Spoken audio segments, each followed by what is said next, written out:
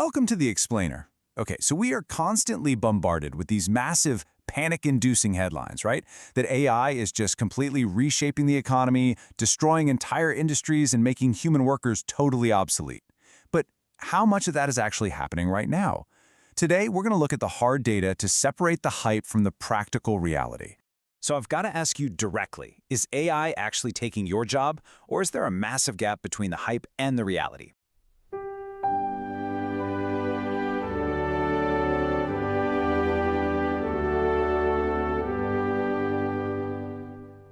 It's literally the question on everyone's mind, from entry-level grads all the way up to CEOs. We've all been expecting these massive shockwaves in the labor market. We expect to see just massive disruptions. But when we actually look at the workforce data, the answer completely shatters those expectations right out of the gate. Zero. That's it. Zero is the exact number of unemployment spikes we've seen in the professions most highly exposed to artificial intelligence since late 2022. No way, right? Despite the massive AI boom, and despite all the crazy technological leaps we've witnessed since ChatGPT topped, there has been absolutely zero systematic increase in unemployment for the workers who actually use these tools the most. Okay, let's dive into this, because to figure out why this is happening, we're relying on a massive, groundbreaking data set from the Anthropic Economic Index, compiled by researchers in early 2026. And this isn't just guesswork. This index tracks millions of real-world interactions to see exactly what AI is being used for in professional settings. Having this expert-backed data lets us measure not just what AI could theoretically do, but what it's actually doing in the economy today. Section 1. The hype versus reality. So if we track workers with the highest AI exposure, we're talking programmers and data analysts, and compare them to workers with zero AI exposure, like cooks and construction workers, something super interesting happens. You'll notice a massive spike in unemployment earlier on, right?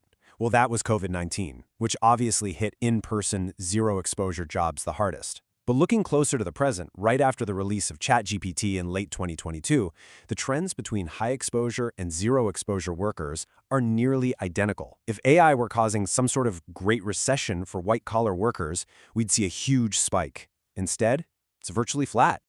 To understand why this theoretical threat just isn't matching the real-world employment data, I want you to think of AI as a newly hired assistant chef in a really high-end restaurant. On one side, we have theoretical capability. In theory, this AI chef knows how to cook an entire exquisite 5-course meal perfectly from scratch. But on the flip side, we have observed exposure. This is what the head chef actually trusts the AI to do during a crazy dinner rush. And right now, in reality, the AI is only being trusted to chop the onions. It speeds up the prep work for sure, but we definitely don't trust it to run the kitchen without, burning the whole place down. And that chef analogy brilliantly maps out what we're seeing in the data. You have this massive zone representing theoretical capability, all the tasks AI could technically do across different jobs. But the actual observed usage on AI platforms right now is tiny by comparison. Take computer and math fields, for example.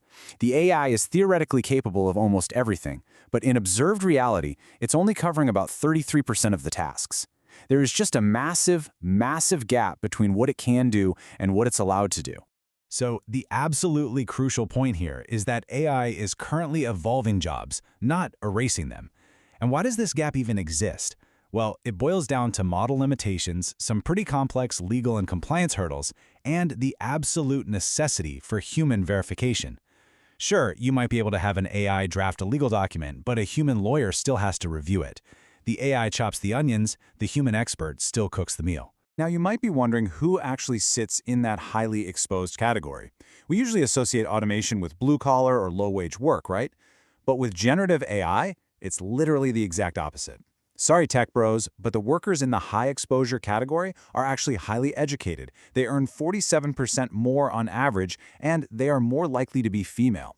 The people most exposed to AI right now are established, highly skilled professionals. When we map this out and look at specific jobs, AI exposure is heavily concentrated in a few key areas. Computer programmers lead the pack with nearly 75% observed task coverage. Customer service reps and data entry keyers are right behind them. But on the flip side, about 30% of workers have absolutely zero exposure.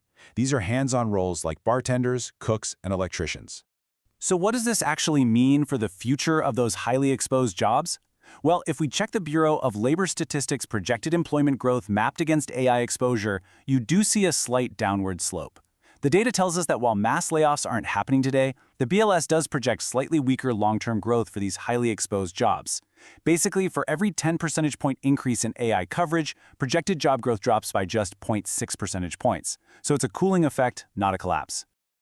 All right, we've established that the senior workers, our head chefs, are totally safe. They're just using AI to chop their onions. But what about the next generation? What happens to the recent graduates whose very first job in the industry is literally chopping those onions? If AI is doing all the beginner tasks, how on earth does the next generation get their foot in the door to become experts themselves? Let's move to and see how this builds.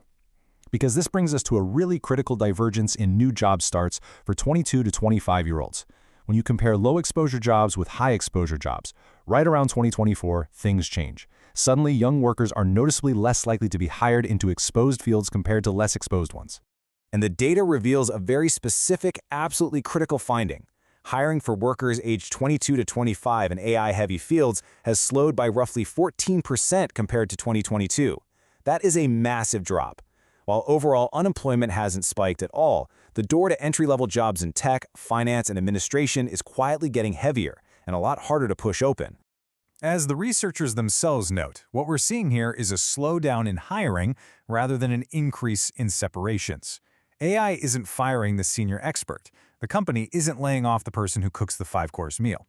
But because AI is handling all those beginner tasks, companies simply don't need to hire as many junior assistants anymore. Essentially, AI is acting as a barrier to entry. So, wrapping up this explainer, the reality of the AI job threat is incredibly nuanced. The hype tells us jobs are just going to vanish overnight. But the reality? The reality tells us that AI doesn't replace the expert, it replaces the stepping stones. It is fundamentally rewiring how new talent enters the workforce, completely changing the pipeline of professional growth right before our eyes. Which leaves us with a critical question to ponder as we look at our own career paths. How will you adapt and gain expertise in an era where AI replaces the entry-level stepping stones?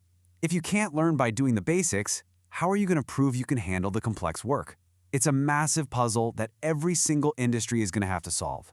Thanks for joining me on this explainer, and I'll catch you next time.